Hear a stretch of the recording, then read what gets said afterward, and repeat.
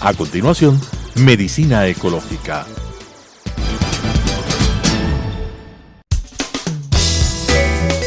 Clasificación A. Apto para todo público.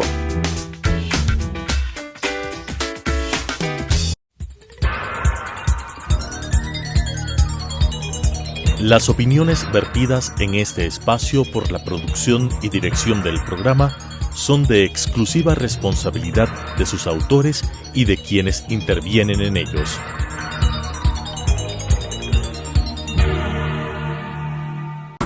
Telesucesos Canal 29 UHF presenta Medicina Ecológica, un nuevo enfoque de la salud pública diseñado especialmente para mejorar la salud de todos los habitantes en armonía con la naturaleza.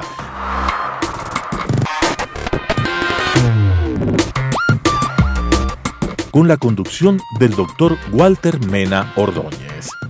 Medicina Ecológica.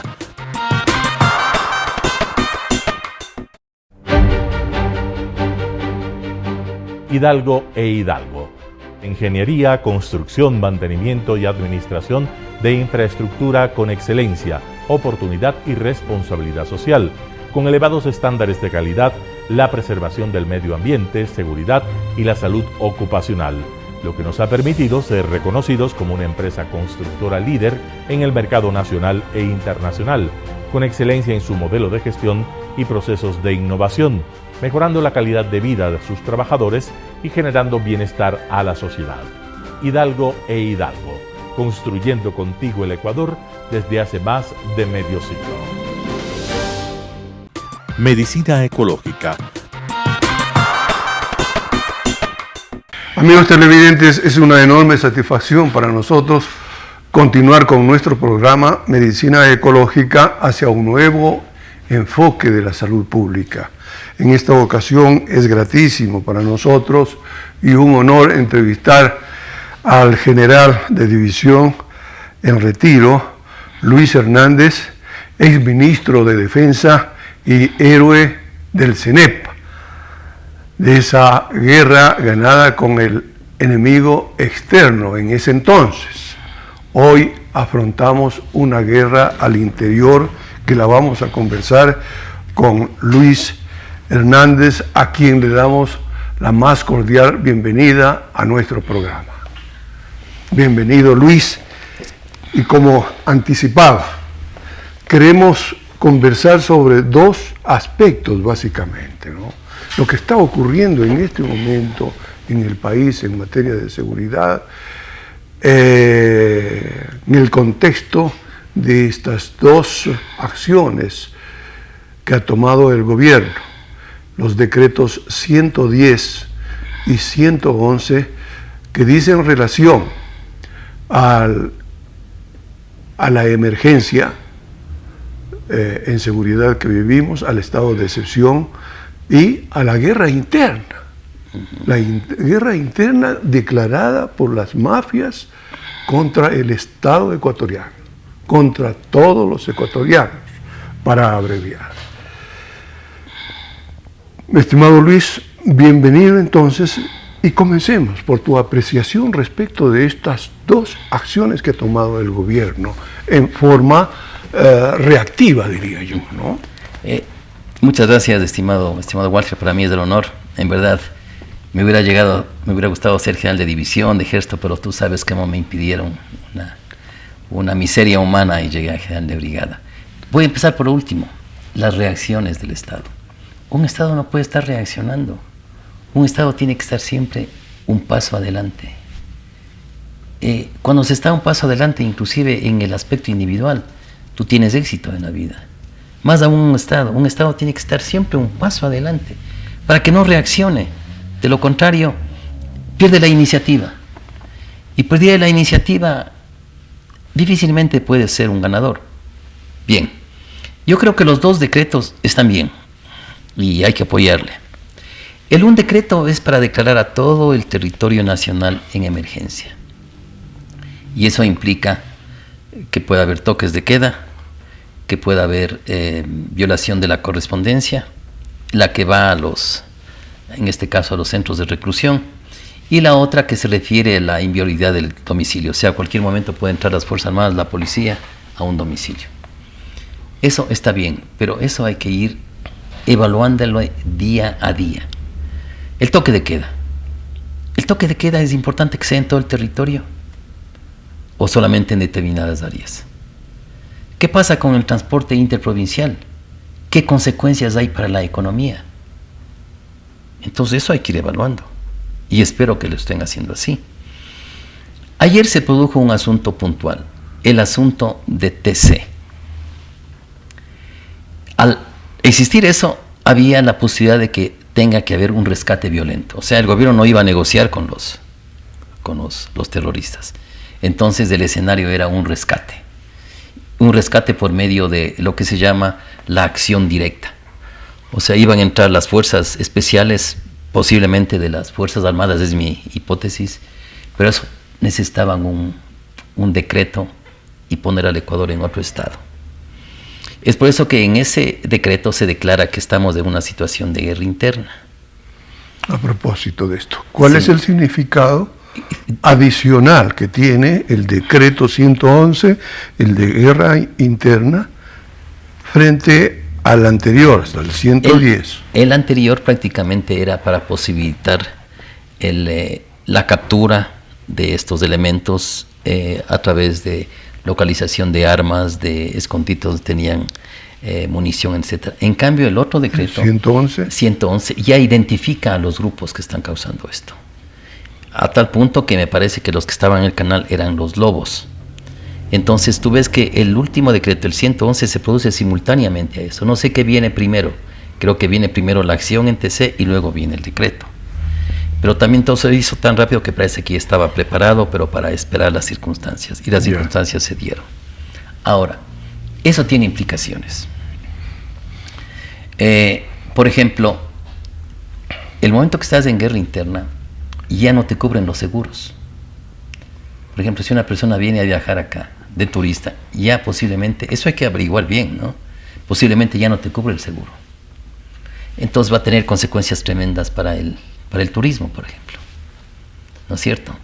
Entonces, por eso te digo que esto tiene que irse siempre evaluando.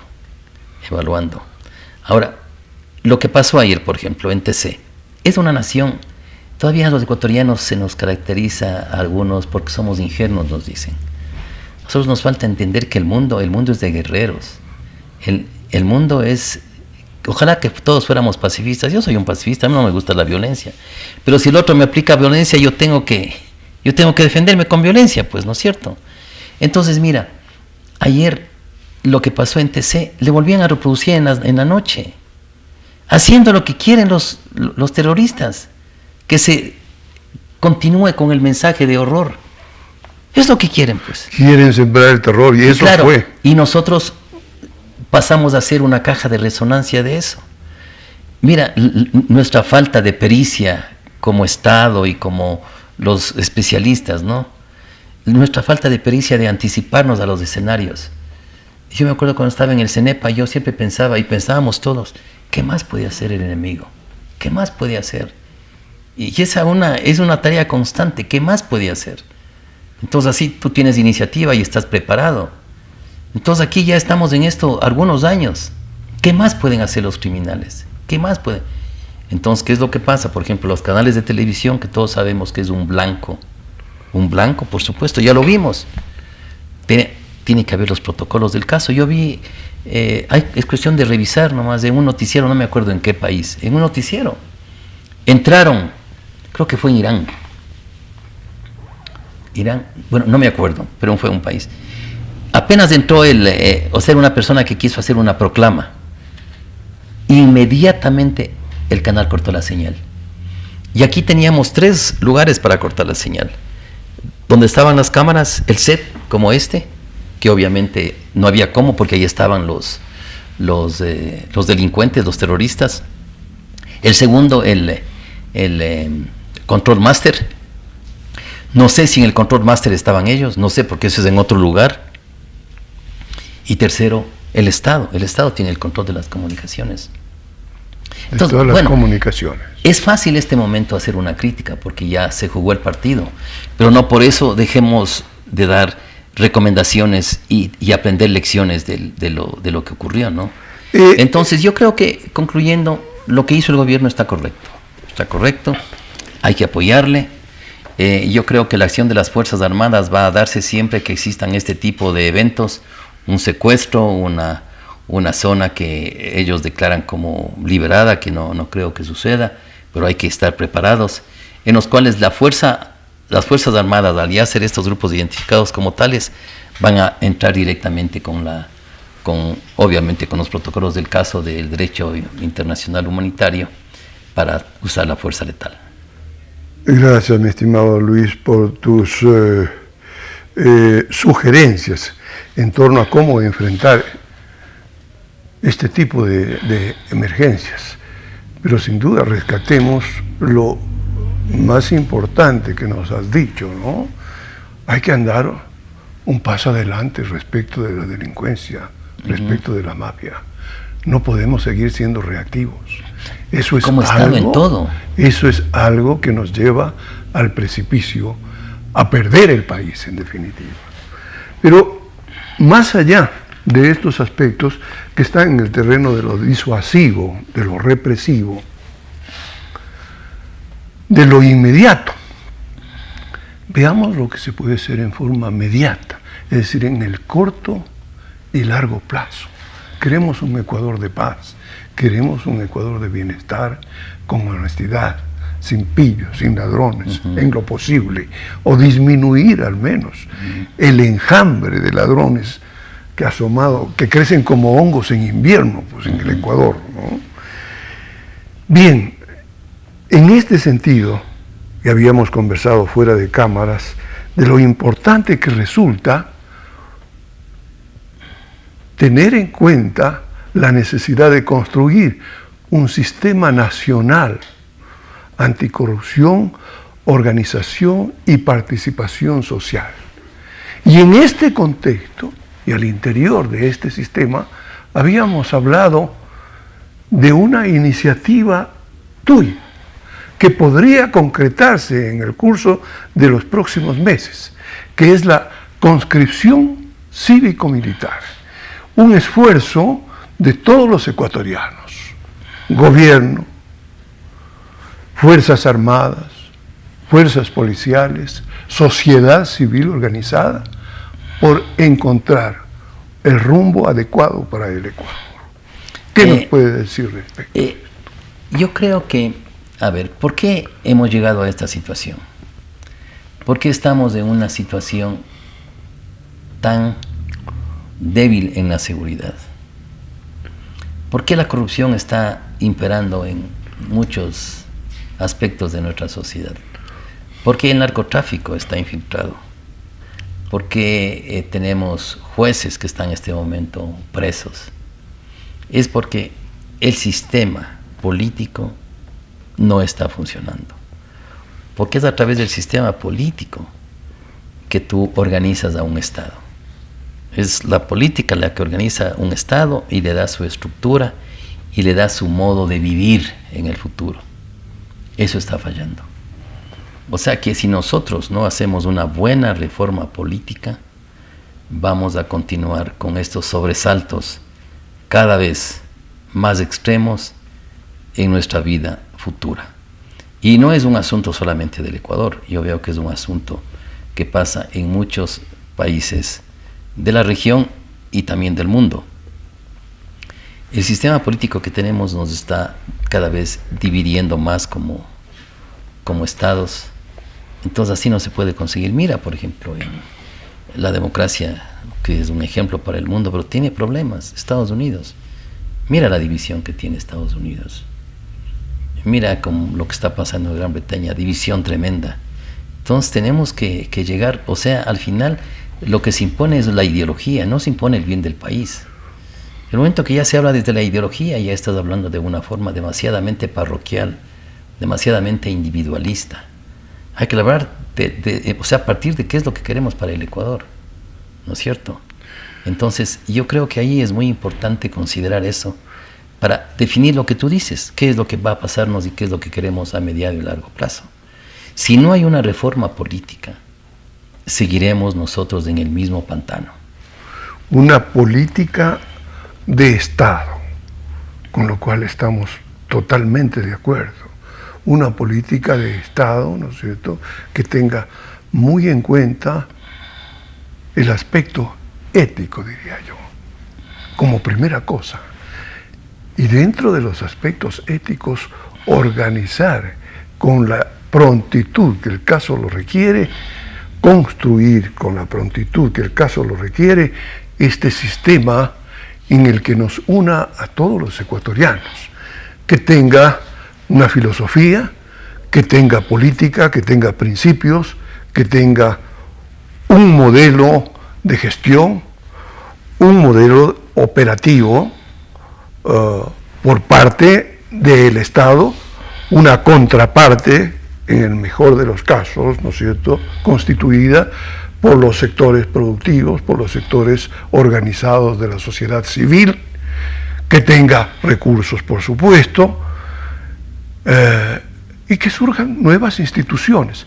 No estamos hablando entonces de incrementar la democracia, de utilizar los recursos que en este momento los tiene el Estado ecuatoriano en el gobierno, en las Fuerzas Armadas, en la policía y en la sociedad civil.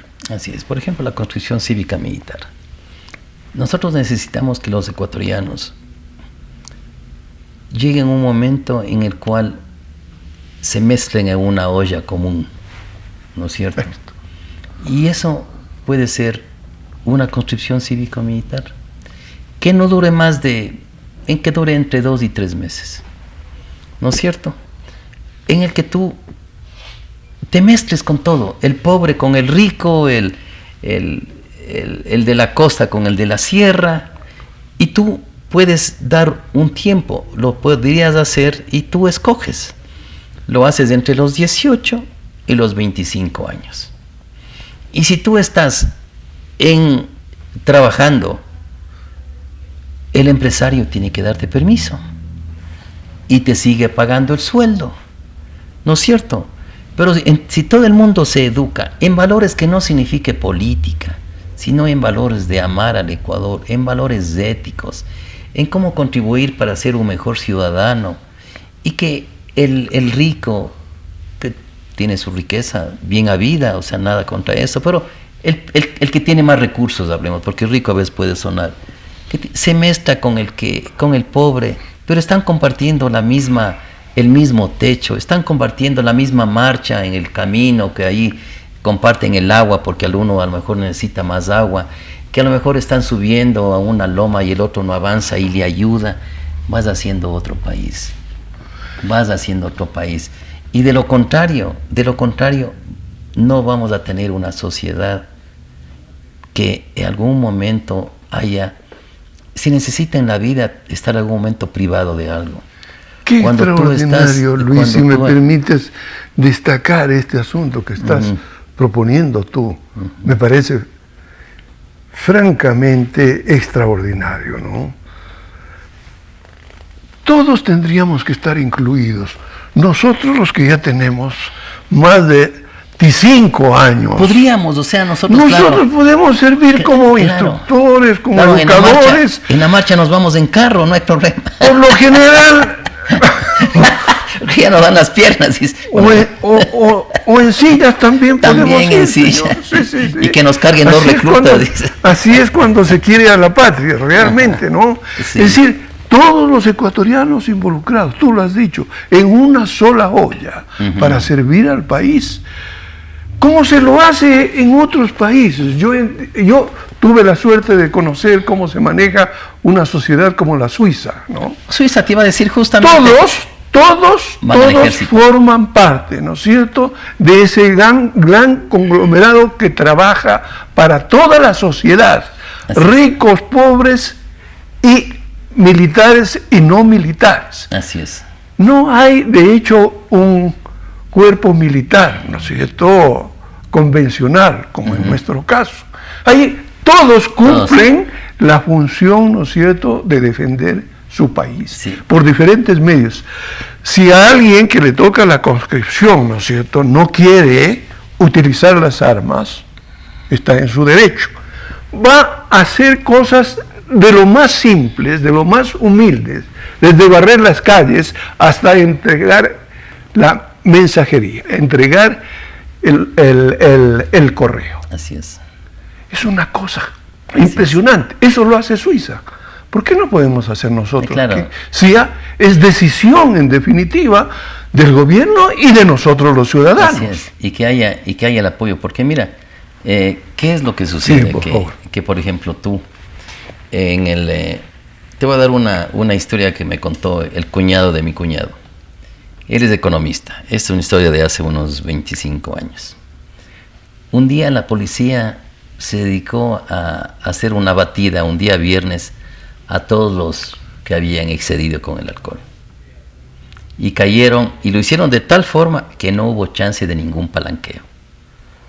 Porque hicieron el parte en el acto. Entonces ya el que quería ayudarle ya era tarde, porque el parte ya estaba, ¿cómo se llama?, socializado por todo. Entonces cayeron todos. Los profesionales, albañiles, todo. Y antes había una cárcel solamente para los choferes. Y te ponían un mes en una cárcel en el norte de Quito. Entonces ahí cayó el cuñado de mi cuñado, economista.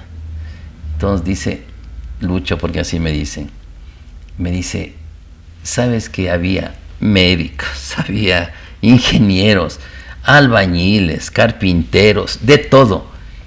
Y nos hicimos todos un grupo de amigos. Y dice, y por ejemplo, hubo un momento en que uno de las personas de escasos recursos dijo por el teléfono, ¿qué te pasa? Sabes que mi señora está enferma y no puedo hacer nada. El médico dijo, llévale a mi clínica. Ese rato llamó a la clínica que le acepten. Se hizo una comunidad. Y dice que, no he hablado con él un tiempo, pero que se reunían para conversar su experiencia. Miren, todos teníamos, vea, todos somos, y si estamos cobijados por una sola bandera, ¿cuál es el problema? Es que si no tenemos nuevas ideas nosotros, es decir, que ya hemos quedado únicamente para vivir el momentum que nos dejaron nuestros antepasados. Cada generación tiene que hacer la nueva historia. Luis, ¿qué te parece si nos proponemos aquí? Propongámonos, en definitiva, a impulsar este proyecto. Cuenta conmigo. Establecer los objetivos en forma clara, las estrategias, los medios y recursos, ¿no es cierto? Y por supuesto, el apoyo que debe dar lo que se ha dado en llamar, así de modo general, la academia. La academia suena como un montón de intelectuales en una torre de marfil.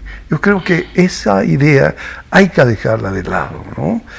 La academia más bien en este caso, y esto te preguntaría a ti, me refiero a las instituciones educativas de las propias Fuerzas Armadas. Ahora veo, a mí me parece un proyecto interesante, la Universidad de la Policía.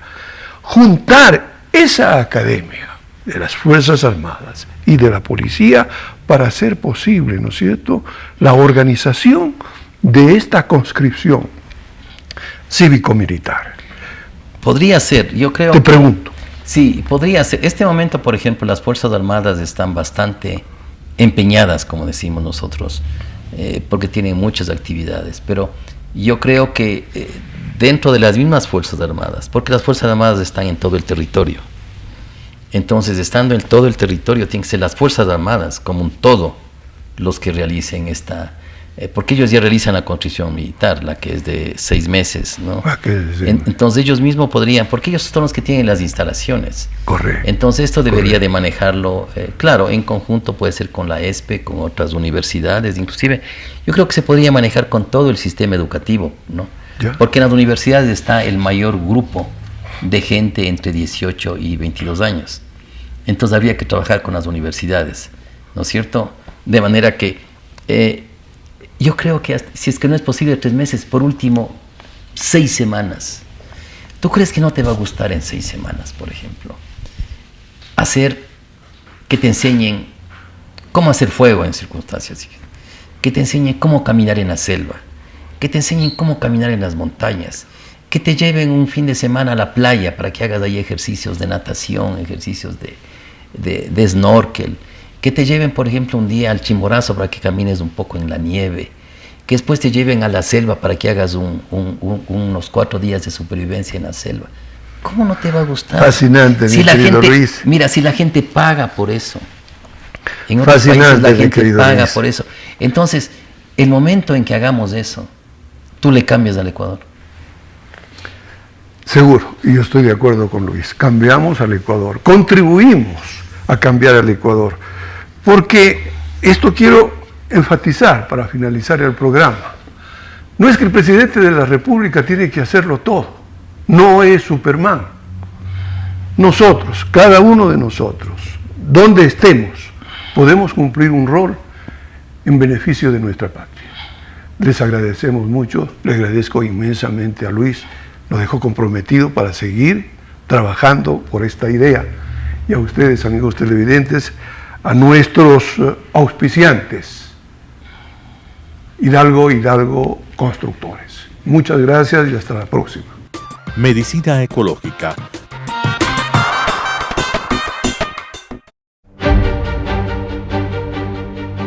Hidalgo e Hidalgo. Ingeniería, construcción, mantenimiento y administración de infraestructura con excelencia, oportunidad y responsabilidad social, con elevados estándares de calidad, la preservación del medio ambiente, seguridad y la salud ocupacional, lo que nos ha permitido ser reconocidos como una empresa constructora líder en el mercado nacional e internacional, con excelencia en su modelo de gestión y procesos de innovación, mejorando la calidad de vida de sus trabajadores y generando bienestar a la sociedad. Hidalgo e Hidalgo, construyendo contigo el Ecuador desde hace más de medio siglo.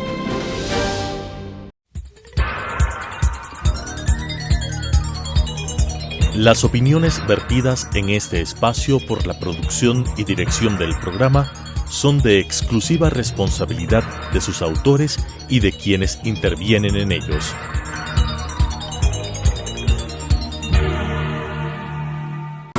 Telesucesos Canal 29 UHF presentó Medicina Ecológica, un nuevo enfoque de la salud pública diseñado especialmente para mejorar la salud de todos los habitantes en armonía con la naturaleza.